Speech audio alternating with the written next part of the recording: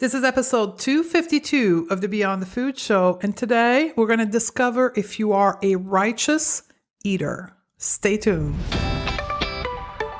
Welcome to the Going Beyond the Food Show. I'm Stephanie Dozier, clinical nutritionist and certified intuitive eating counselor, creator of the Going Beyond the Food method. And after a 25-year dieting career that started at the age of 12, I decided to say hell no to diet culture and hell yes to living my life to the fullest in my now body. And I made it my mission to help smart, successful women like you live confidently, unconditionally, right now.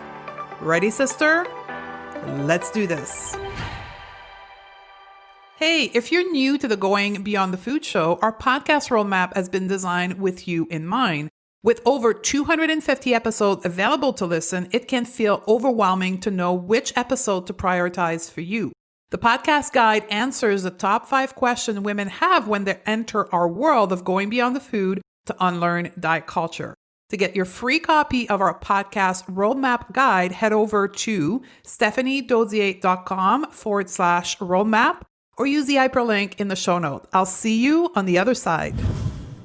Welcome back, sisters. I'm going to get us started with sharing a story that happened in my practice with the Beyond the Food method that led me to the name of this podcast and also recognizing this concept of righteous eating.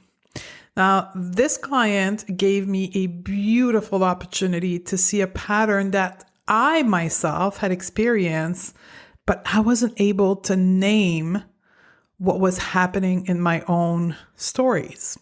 So part of coaching is this opportunity to see pattern in ourselves as a coach while helping others see their own pattern.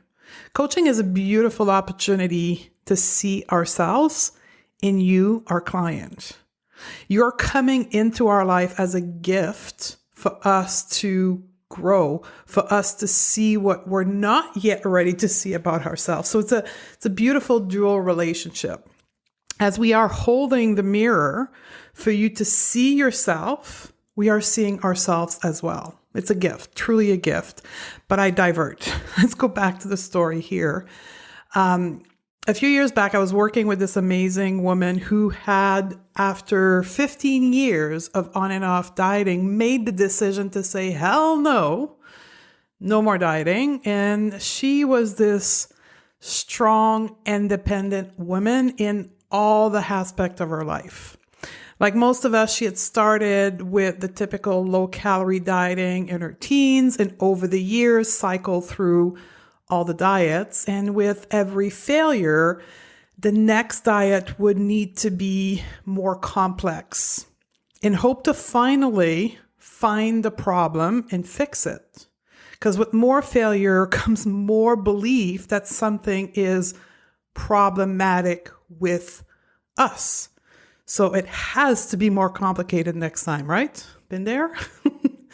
In her last attempt, in her last cycle of dieting, she had done a series of Whole30 combined with intermittent fasting that led her straight into binging. And she found intuitive eating. So she read the book, worked through the principles of intuitive eating on her own in order to quit dieting and become an intuitive eater. By the time we met, she'd been trying intuitive eating for close to 4 months. And in her words, it didn't work. So she went on back to dieting. And then we met and we started working on the Going Beyond the Food method as we do with every client. And we started to go into the world of mindset first. And we use self-coaching as a way to help tame that mean girl voice that all of us have in our head in order to neutralize food and body image. And then so we went into, after the mindset, we went into the first phase of intuitive eating. And the first principle of intuitive eating is about letting go of diet mindset, which includes the labeling of food as good or bad. Now we're going to take a pause here I want us to remember that this client had attempted to transition herself into intuitive eating without any help. And in her own word, it didn't work. So she had to go back to dieting. In our journey together, we were about to uncover why intuitive eating, quote, didn't work. On a coaching call, she kept asking me questions about outlining the healthy and unhealthy food or good and bad food. I don't remember exactly the label she was using, but she wanted me to outline what was really out of consideration as far as eating, like what was really bad that was obvious to everyone. And I didn't want to do that. I kept telling her that there wasn't any. And she would reply vividly, questioning my stance. And with every interaction, the vigor behind her questioning on my teaching just increased. I kept reassuring her that her body was able to guide her to make the best decision for her, but that didn't resonate with her. She wanted me to draw a line in the sand, and I wouldn't do that because that's not intuitive eating. And to make the matter worse, in her point of view, I kept sending her back to herself instead of giving her the answer as a coach. So the next day, she reached out to me and informed me that she had concern with my program and my coaching ability. I'm like, okay, cool, right? I knew that it wasn't about me. It was something within her, but I couldn't quite put my finger on it. We're going to pause this story here and come back in a bit. I'm a feminist, and I believe that we as women, just like men, have this innate wisdom inside of us that is our source of power. As a woman, part of the reason we get into diet culture is that we have been socialized to doubt our own wisdom and power, so we go on seeking this power outside of ourselves. Part of empowering women as a feminist coach is to help women reconnect to their own power, to their innate source of wisdom. And to do so, as a coach, it is my responsibility and duty to help redirect the client to their innate wisdom and source of power. For most women, what's in the way of being able to connect to this innate wisdom, therefore their power, is their thoughts and beliefs about themselves. These thoughts and beliefs that get in the way of us knowing what is right for us. These thoughts that gets in the way are a gift from diet culture. Over time and exposure to diet culture and its unrelentless pressure to be thin, we get this constant message that we are the problem because we can't maintain the thin ideal. And if we could only eat perfectly enough, we would then be worthy to be losing weight. Sisters, when you step back for a minute and see diet culture for what it is perfectly normal that we seek someone else to tell us what to eat because there's so much hanging in the balance. Seriously. Like our self-worth is dependent of it. So it's no surprise that we go in full-on defense attack when our self-worth is at risk. And surprise, surprise, diet culture has a solution for that, for the what to eat. It's called a diet. They program us and tell us what to eat, what food is good to eat, which food is bad to eat. Our ability to adhere to the diet helps override this brokenness that diet culture told us we had. So what do? We adhere to this list of food with our dear freaking life. Why? Because it makes us feel that we are doing the right thing and in hope that it's going to give us a little bit of a sense of self-worth. In this context, righteousness and worthiness have a strong relationship, a very strong relationship, actually. For many women, We have been falsely and maliciously led by diet culture and patriarchy to believe that our worth as women was dependent of our body size and our beauty.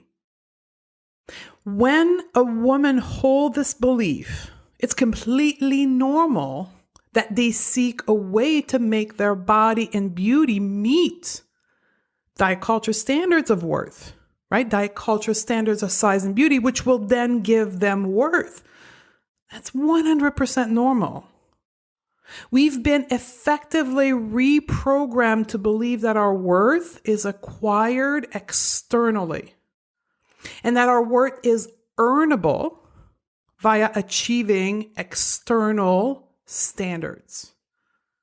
So what do? We go on a worth-seeking adventure. Our life, unknowingly to us, subconsciously, is about seeking our own worth. How do we seek externally our sense of worth? There's plenty of options offered to us by society right now. You take your pick. Physical appearance, performance, academic performance when you're younger, and then performance in your career later, financial wealth, the perfect marriage, the perfect family with the dog, the house, the kids, and for us as women, beauty and size of our body.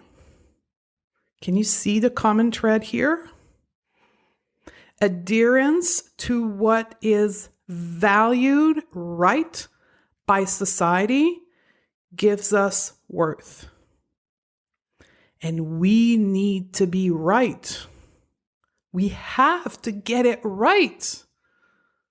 We have to get it right because if we aren't, we are deemed less worthy. And that hurts. That feeling of unworthiness brings up a lot of shame. And shame is one of the most potent emotion in the human emotional range. Shame motivates us, or the avoidance of shame motivates us to try harder, and harder to get it right.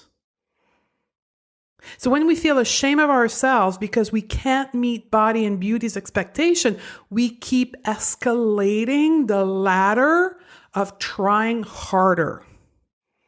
In the context of food, the ladder of dietary complication in an effort, yes, to shrink our body, but while we wait for that body to shrink and that beauty to come, we also are feeling just a little bit worthier, if there's such a word, because we're trying to get it and to do it the right way. That complicated dietary protocol, we're trying so hard to get it right. And that gives us just a little bit of external self-worth. And we continue to try to just do it the right way, more perfectly. Have you been there? Damn, I've been there so many times. Just trying so hard to do it right and to do it perfectly. Because if we do, that's going to unlock our self-worth. Now, when we are in that pattern, we don't call it self-worth. We don't know what it is because we're in it. It's only when you hear a podcast like today, when you work with someone, when you're out of it, that you can see it. Because of the logic here, if we do more right, it's bound to work and relieve us from the feeling of shame that our body and beauty and our brokenness brings onto us. AKA doing it right is the way to feel worthy. Now I'm going to share my own story here, a part of my story, and it's very vulnerable because very rarely do we talk about this, but it is what's happening. And I know a lot of you will connect to this. In my last few years of dieting, when I thought I wasn't dieting, when we reached that peak, that it's not about dieting, it's about health, right? The whole back in the days was paleo, keto, fasting, like we say to ourselves, we aren't chasing weight loss, but we're chasing health. You know, I secretly felt superior to other people because I was on a super complicated dietary lifestyle. If I wasn't able to get my worth from my body and my beauty, I was sure in the hell I was going to get it from adhering to this super complicated dietary lifestyle and restrict so many food. And that was making me feeling superior to other people because I was so rigid with myself.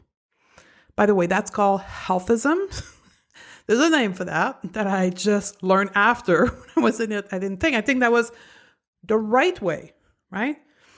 My sense of worth was derived from my effort towards optimum health. That's healthism. Damn, right? If you didn't know that, I'm telling you, this is what it is. Now, when I look back, I can see that my attempt to do my food perfectly was an effort to make up for the not good enough feeling that diet culture led me to believe about myself. That happened to me. But that's also the story of many of my clients, that they can see once they're out of it. And that same client we were talking about, that was her journey as well. That was the big line of her story. Although she wasn't able to be aware of it yet, the longer she was working with me, the more it became apparent that it was beyond the food. But she wasn't ready at that time to see that. That's why she was responding with so much vigor. She was defending what she believed was her worth. It was not about the food. It was about her self-worth. And that's key here. Her ability to adhere to better than other healthy eating, right?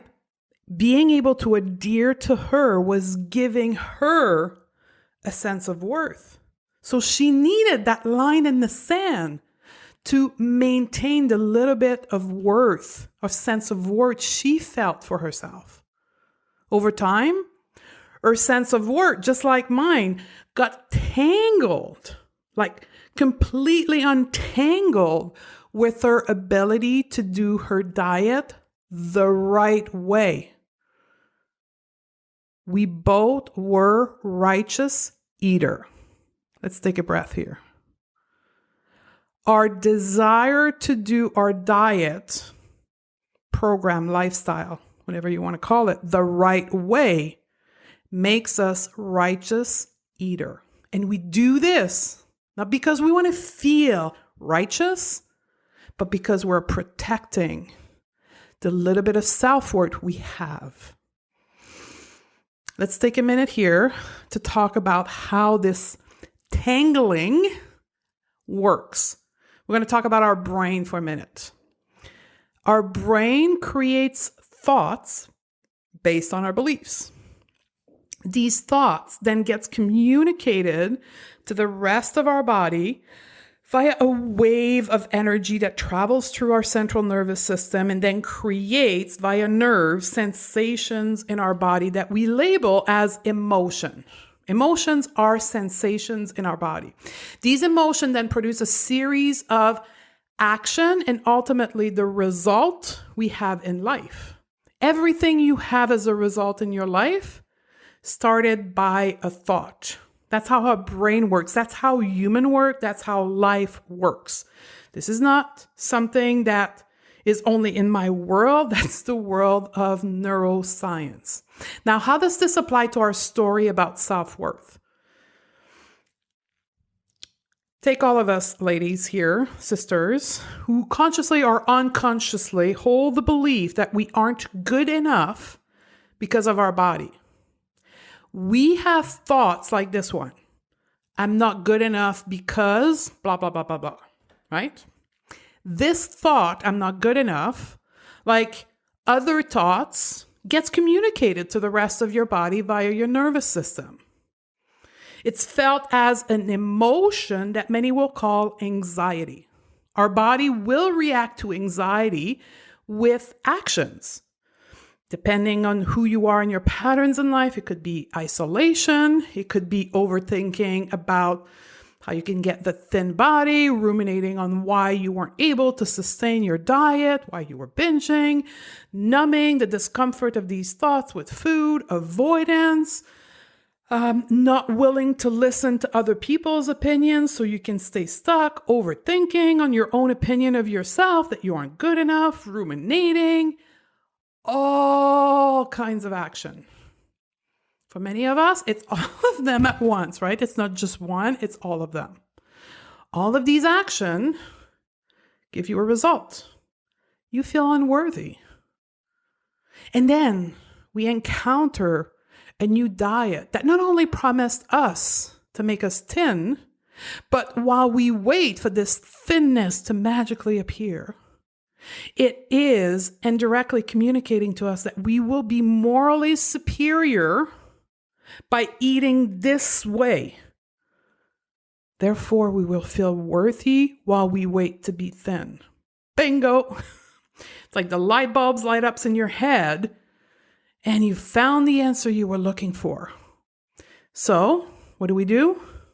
We make it our mission to eat righteously.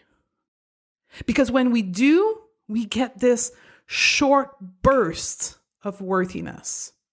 Let me repeat it into another way. We seek to eat righteously as a way to feel better about ourselves, to fill the void left by the belief that we aren't worthy. Bam. Rewind this if you have to. You need to understand that. We don't eat righteously because something is wrong with us, because we're bad people. We do that as a mean to have just a little bit of worth. Why does eating righteously makes us feel better about ourselves? Simple. Let's go back to how the brain works. Because when we eat the right way, we have thoughts like this. You go, girl. You did it for another week. Perfect eating. Or this one. Look at how Judy eats. Only if she knew how bad this food is. Or better, this one. Look at me. I'm able to resist these chips, these food that I had no control over before. I finally have willpower. End of quote. Have you been there? Damn, I have been there so many times. These thoughts that we have in secret in our mind is why we feel better about ourselves. These thoughts creates these short bursts of energy that travels through our body that gives us the feeling of worthiness. Because that's all self-worth is. The thoughts, the opinion we have of ourselves is what makes up our self-worth. This is where it gets interesting. You can right now believe that you are worthy. Today, right now, unconditionally. It's available to you. Not sure? Follow me. I believe that I am worthy. In fact, I believe that I'm born worthy. That word is part of me. That word was written in my DNA. More than this, I believe that all humans are worthy. All. That's you, my sister, included. You are worthy. You were born worthy. Right now, unconditionally, you are worthy. You do not need to prove to me that you are worthy because I know you are. Just like any other human being, you and I are worthy. I choose to believe these thoughts every damn day. I am worthy. You are worthy. What does this belief and thought creates in me? The feeling of worthiness. What happens when we feel innately worthy? We stop chasing our worth in the food we eat, the body size we have, and our adherence to beauty standard. When I change my belief system and recognize my own innate worth, I stop hustling for my self-worth. Can I get a hell yes on this? Let's take a deep breath on this one. When we change our belief system and recognize our own innate worth, we stop hustling for our self-worth. Now, as I say this, I can see some of you's brain right now piping up with thought like this one. Who the hell does she think she is? Or she thinks of herself so highly. What's wrong with her? Oh my God, she's a narcissist. Is that you? I get it if it's you, because I've been there too. Hearing these same words just a few years ago from other women believing in themselves and claiming their worth without hustling was freaking offensive to my ears because they didn't earn it while I was trying so hard to be worthy. In a way, these thoughts in your brain right now that you're having, that I was having, are protecting you from changing your own belief system about yourself. Here's the truth. If you are having these thoughts right now, I can almost guarantee you that you do not feel worthy. Damn number 2. Because if you did feel worthy, you would have these thoughts. You go, girl, with this one. That's right, sister. All humans are worthy. And that's okay. If you're not having these thoughts right now, you're reacting to me and being offended by my words of believing to myself. I had these thoughts for 20 plus 5 years. Up to my late 30s, I was convinced that I was unworthy, that I needed to earn my worth, that I had to work very hard to have a chance of feeling worthy. And accordingly to these thoughts, all other human beings had to do the same thing. Because worth was earnable. Worth was not innate. You had to work hard at it. Why did I think this way? Simply because I still believe the thoughts that were taught to me at a very young age. The thoughts that you had to earn your worth and you had to be thin to be worthy. At 40 years old, I was still operating from a hard drive filled with thoughts from when I was 15 years old, 12 years old, 8 years old, 10 years old. I never upgraded my operating system. I know I'm making this analogy between your brain and your thought, but that's what it is. I kept operating from this old, outdated operating system. So when someone came along and claimed their worth without having to work, I was like, hell no. What about all the hard work I have to do just to feel a little bit of worth? Can you see this? This is not only my experience, but the one of my client and the one found in research. In the field of eating disorder, it is clear that self-esteem or low self-esteem, low self-worth is a significant risk factor for developing an eating disorder. And body dissatisfaction is the strongest predictor of eating disorder symptom. So much so that right now, if you Google righteous eating and do it after this podcast, you will see the first few pages hits are all about an eating disorder called orthorexia.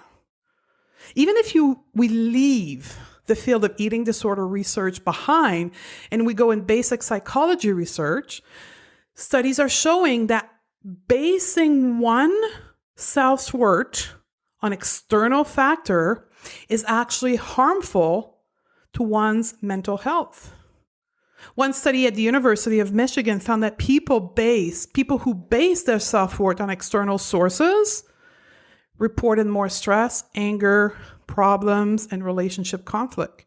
They also had a higher level of alcohol and drug use, as well as symptom of eating disorder. That same study also found that people who base their self-worth on internal sources, thoughts, not only felt better, but they also receive higher grade, higher achievement, and were less likely to use alcohol and drugs and to develop eating disorder because their thoughts did not leave them to have coping mechanism action. Now back to my client story. Remember, we were at a stage where we were learning principle 1 of intuitive eating, right? The concept of good and bad food. And she was determined to get me to admit that there was in fact certain food that were better than others. Remember, I told you that the vigor in her, and on the coaching call back to me was increasing with each interaction. Why is it that you think she was reacting like this? Can you see it now? She was self-righteous about her way of eating because that was like defense 101. That's the little bit of sense of worth I have. I have to hang on to this. She wasn't doing this because she's a quote bad person. She was doing this to survive. And the intuitive eating requirement of letting go of good and bad food was a threat to that sense of worth. Letting go of labeling of food meant part of her self-worth was being taken away, so she fought back, defending her sense of worth. This also explained why fat-phobic people react so vividly to images of happy and fulfilled fat people. It's a direct attack on their own sense of worth, which is based on the size of their body. One more illustration of that in the field of health professions, right? If you're a health professional, this is why so many professional colleagues of mine are offended that I keep doing the work that I'm doing as a nutritionist in a fat body, not restricting food, because they are working so hard at maintaining their worthy body and their worthy eating. So who the heck am I getting the status of a health professional, of a nutritionist without having to work hard as them? Hell no, right? That's why people react so vividly. So what happened to my client? Well, we learned from this incident. First, that righteous eating pattern was the reason she attempted intuitive eating on her own and, quote, it didn't work. On her own, she was able to negotiate the principle of intuitive eating that fits her need for self-worth. She didn't completely let go of good and bad food as a value system because it was too dangerous. Through coaching and time, she was able to see this and realize that she was really in need of working on her sense of innate self-worth, that this work was truly beyond the food. So we use the self-coaching mindset tool to rebuild her belief system around self-worth. She changed her whole internal hard drive and changed her thoughts, not only about neutralizing food, but also it helped her tremendously with body image. She let go of the need of being right with food and was able to reconnect with her power. Her power when it comes to food is her eating cue and her ability to make peace with all foods and food rules. Now that's what we do inside Conquer and Thrive, our membership program to unlearn diet culture. We help our client find and connect to their innate worth. How do we do this?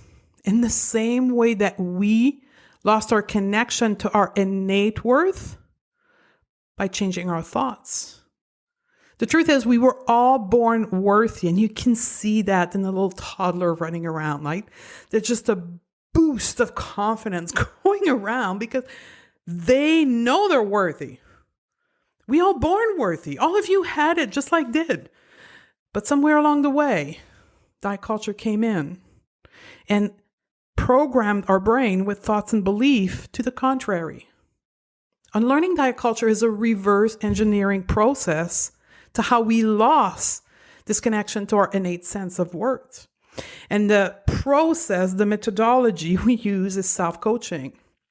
So that's why we address mindset first when you come into Conquer and Thrive. Nothing about food or body. You get to learn the self-coaching methodology so you can upgrade your thinkings and change your belief to I am innately worthy. And that work in the first month sets us up for success when it comes to intuitive eating the month after, and then the body image work. Learning to manage your mind makes intuitive eating and body image so much easier. like crazy. It's a life-changing experience from trying to just go into the world of intuitive eating and body image. So what happened on the other side of Conquer and Thrive? You get connected to your innate worth. You neutralize food. Food becomes what it should have been all along: fuel for your body, substance for your health. You neutralize your body because, hell yes, we as women aren't our body. Your body is a vehicle through which you experience life. And ultimately, like the big result at the end is liberation. You liberate yourself. You liberate yourself from the shackle of diet culture, from all that programming that was done to you subconsciously. So today, as you're listening to this, if you believe still that there is a right and a wrong way to eat, that you are a righteous eater, maybe, just maybe, under this belief, there's more. Maybe it's not about the food. Maybe it's beyond the food. I would love to work with you and help you change your belief about your sense of self-worth, your self-esteem, and coach you on this. Come in and join us and Conquer and Thrive. I love you, sister, and I'll see you on the next episode. Hey you, if you enjoy listening to this show, you have to come and check Conquer and Thrive. It's my monthly coaching program that comes with expert courses that will show you exactly how to take this life-changing work and apply it into your own life. We teach you how to change your mindset, eat intuitively, and master body confidence. That you've decided to stop dieting today or years ago, Conquer and Thrive will help you take this knowledge deeper into real life practices. It comes with access to me as your coach and my team of experts.